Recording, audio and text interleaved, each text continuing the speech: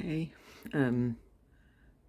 bit of a food issue rant coming in, so bit of a sort of content warning for if you have like, disordered eating or issues with food or anything. This could be, a bit stressful. So just so you know, I've been really struggling with food recently and all year in general. I don't really know why. For those of you who've seen my stim dancing video, you can see I'm a bit chubby, I'm someone who likes my food, and I have had, like many people, especially women in our culture, I have had a very stressful relationship with food over the years, lots of issues with disordered eating and dieting and desperately trying to lose weight, and I have finally kind of gotten to a place where I have been working very hard the last few years on trying to kind of like unlearn all the lessons of diet culture and stuff. It's very hard going. It's probably going to be a lifelong process. But yeah, in more recent times, I have been taking a much kind of more mentally healthy approach to all those things. Like just, I struggle with a lot of foods because of the autism, because of the sensory stuff. So I've just tried to give myself permission to eat, and like I exercise for the purpose, like I want to be fitter and healthier, and I've even started to come to enjoy exercising a little bit. Especially weightlifting. I really like using my dumbbells and feeling, like I've been using my muscles and stuff. That's a really cool feeling. And yeah, so like when I'm having autism related issues with food, it can just get really depressing, especially when I've worked so hard on the kind of other side, the kind of the diet culture side of my relationship with food. And yeah, for some reason all year I've just been struggling so much. Formerly safe foods have become inedible.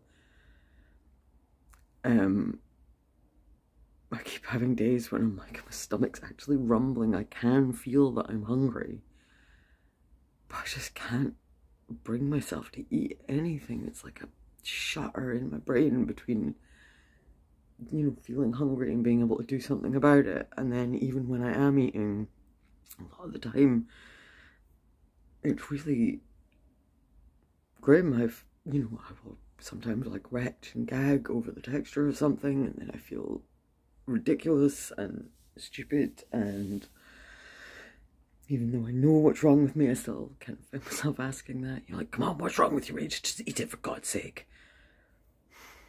Which obviously doesn't help. And I know that, and I'm trying to fight that. But yeah, yesterday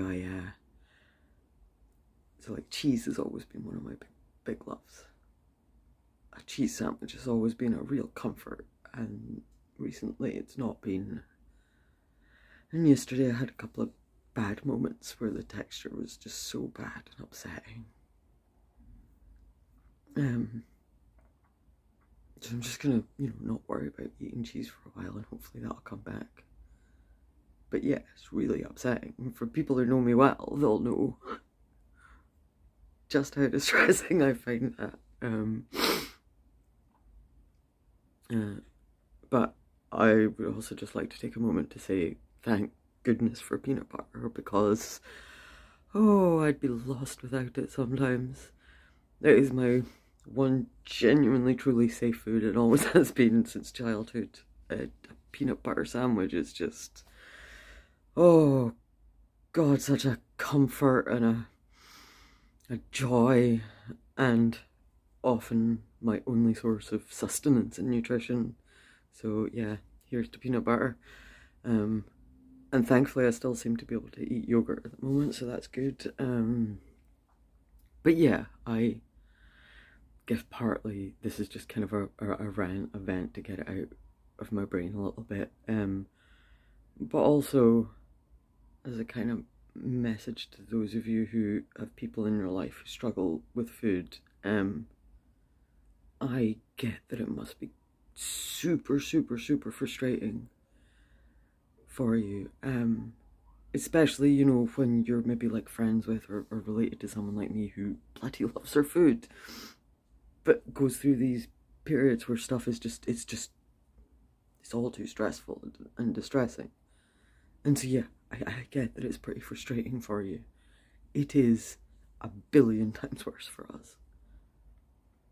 Like, and not just at the time, but it has like a longer term health impacts as well. Like, there is a huge body of evidence just to show that binging and restricting as an eating pattern is really unhealthy in a lot of ways.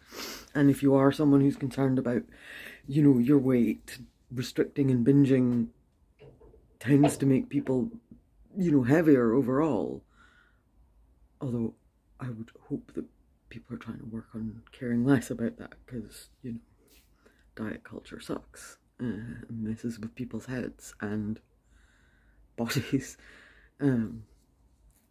And yeah, not being able to eat is really distressing on so many levels. Like, it, you know, being undernourished really messes with your mood and your energy and your capacity even just to think straight, you know? And that just adds to the stress of it all and makes it harder to eat. And then you try something, even something safe, and it's suddenly not safe anymore, and just makes trying the next thing even harder. And I know it will pass, and I'll be back to stuffing my face in no time, hopefully. Yeah, it's rough going right now, I won't lie.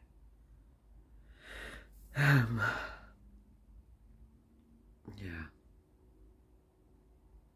I mean, yeah, what else is there to say, really?